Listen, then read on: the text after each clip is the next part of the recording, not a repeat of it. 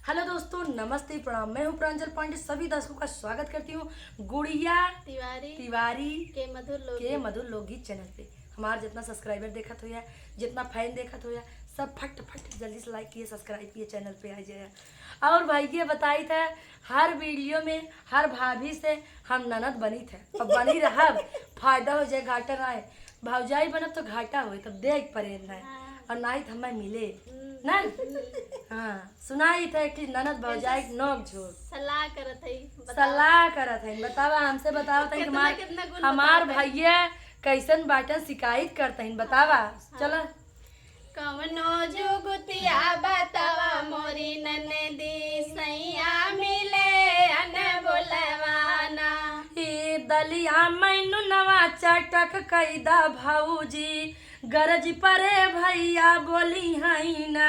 अरे बड़ा बड़ा कॉलेज खाई गए ननदी तब न बोले अन बोलवाना।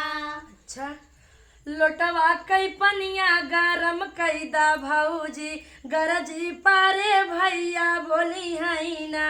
अरे बड़ा बड़ा घूट खई के पी गईले ननदी तब न बोले अन बोलवाना।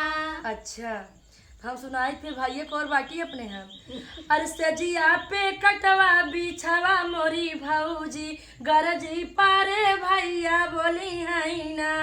अरे गहरी निदिया में सोई गए ननदी तब न बोले अन बोलवाना। हे लई के लुगरिया भौजी जाओ नहीं हरवा गरजी पारे भैया बोली हई ना। अरे जेठ की दोपहरिया में कहाँ जाबू गोरी घाम लगे घुमिलाबू ना। अरे मीठी मीठी बोलिया तू बोला मोरी रनिया भौजी हम मीठी मीठी बोलिया तो बोला मोरी भाऊजी प्यार भाई गरजी पारे भैया बोली है ना। मीठी मीठी बोलिया तो बोला मोरी भाऊजी गरजी पारे भैया बोली हई ना।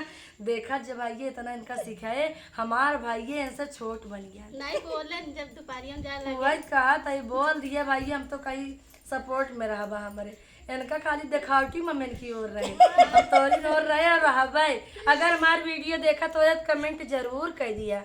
देखा कि ना? देखते ठीक है, तब जरूर कमेंट किए भाई, हम तोरी ओर से बाटी।